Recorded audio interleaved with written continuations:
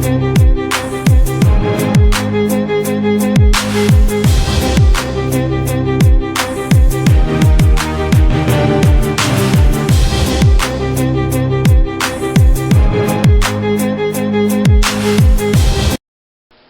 is up, YouTube? This is Cody from The Real Sports Talk, bringing you the post-race video for the Daytona 500.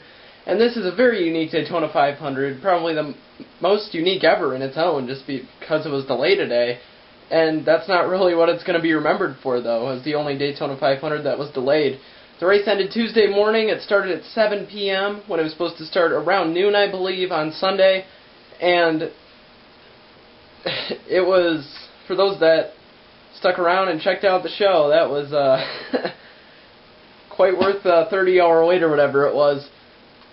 Witnessed some NASCAR history there, and the only time that's ever happened for sure, and I'm sure that's not going to happen again for a long time, what happened there. So I'm just going to kind of take you through the events here in the race, little recap, and maybe provide some of my thoughts on it on the way through. So the race started around 7:14 or so on Monday night, and on lap 2, things got a little hairy already. Jimmy Johnson got wrecked by Elliott Sadler as he pushed him out of the tri-oval, and he collected some cars that were really there to watch, including Danica Patrick, Trevor Bayne, who was last year's winner, and Kurt Busch, who I actually picked to win the race in his first race with James Finch. And that was just a case of guys maybe getting a little anxious after the long period of not racing and all those hours of that the race should have already been over, and just waiting and anticipating after constant rescheduling by NASCAR and delaying. And finally they got out on the track and the drivers were just ready to go. And that's something that could have been expected, but you'd think the drivers would still have some more patience considering it's a Daytona 500 with this drafting style. It's not like you need to really go right away. You just need to kind of stick around in the pack, keep your spot, and you'll be there at the halfway point at least.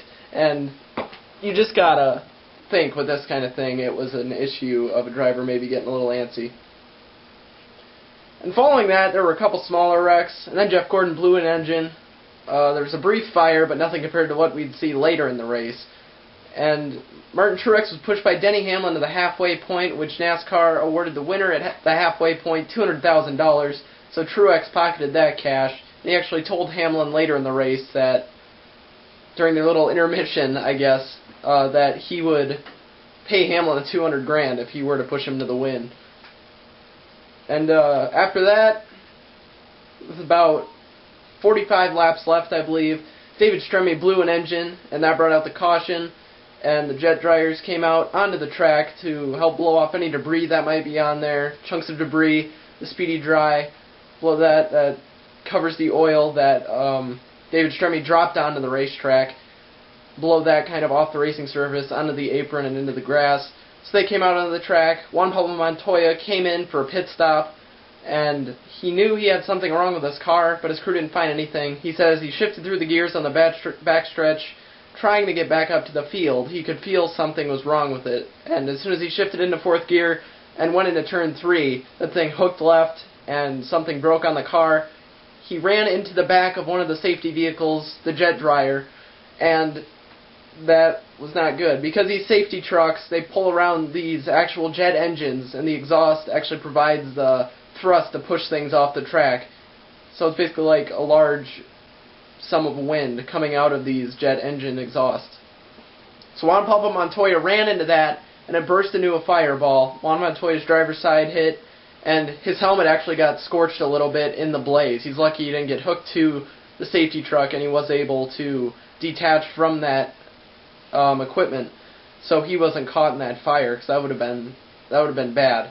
But anyway, everyone was all right. The safety truck driver was all right.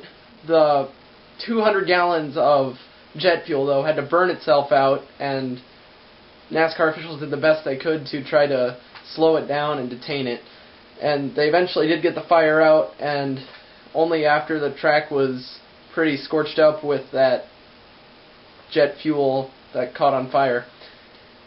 And after that, they put the speedy dry down to get any more of that oil, or the gasoline, the jet fuel that was on the track, up, and get that speedy dry to absorb that. And And then they actually had, so like the whole turn 3 was covered in the speedy dry, and they had to sweep it all down after it was all absorbed. Drivers were parked on the backstretch, and they were out on Twitter and everything. Brad Keselowski actually had a phone in his car that he was tweeting with, and I think he picked up around 100,000 or 90,000 followers or something like that on Twitter just during the red flag, so that was pretty amazing. Just to hear that, the impact social media is having nowadays. And anyway, after they brushed off the speedy dry, they had to get rid of the residue that was still left over on the track, because that is super slick, what was left over from that jet fuel burning on the track. That provided a very slick surface. So they actually brought out laundry detergent and put Tide on the spot where, on that huge strip on the track where the jet fuel had burned and gone down the racetrack. Then they sprayed it with a high-pressure fire hose and scrubbed that with the Tide, and then they had to cover it up with a patch that they developed after the pothole incident in 2010, which they tried to patch that and it kept on coming up. So that was a very unique part of this race. That will probably be the part that everyone remembers for years to come, even though it was rained out. The first Daytona 500 to be rained out until the next day. So, as they moved on to the race, everyone was kind of skeptical if the patch would hold, if it would work. NASCAR deemed it raceable, even though some of the drivers were saying that it's not going to hold. We don't feel comfortable on this. The patch wasn't an issue for the rest of the race. A few laps after the restart, when they got back to green after about 2 hours of red flag conditions, it was probably about midnight, and Jamie McMurray got in an incident.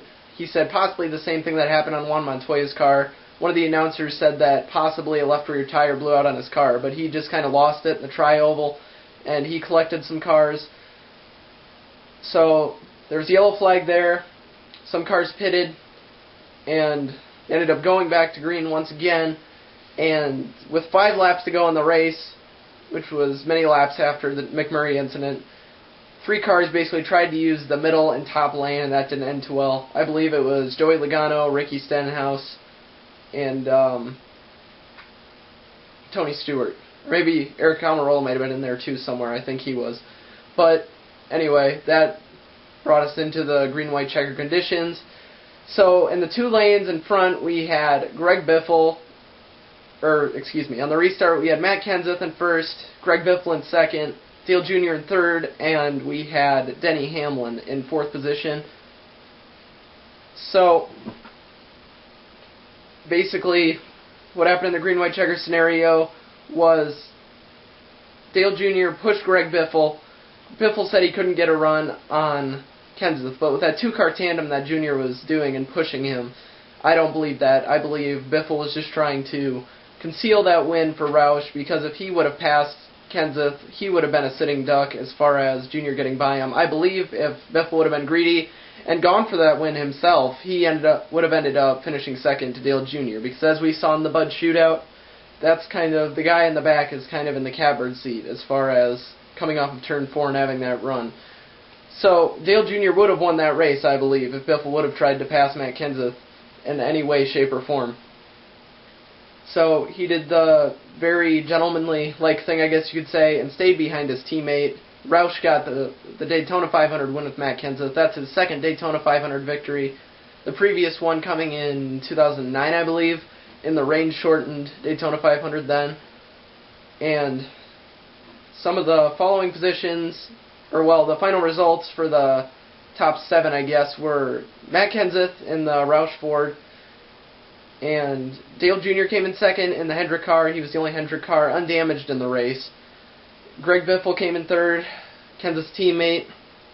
He got passed by Jr. as they were coming to the line off of turn 4. And then Denny Hamlin came in fourth. He was just kind of tagging along in the back, probably about a 2/10 of a second behind Dale Jr.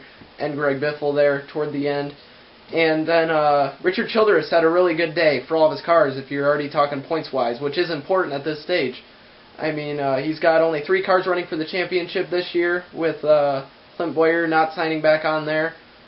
So Jeff Burton finished in 5th, Paul Menard finished in 6th, and Kevin Harvick finished in 7th in those Richard Childress Racing Chevys. So that's a good start for him. Some other notables in the race were Tony Stewart, last year's champion, finished in 16th.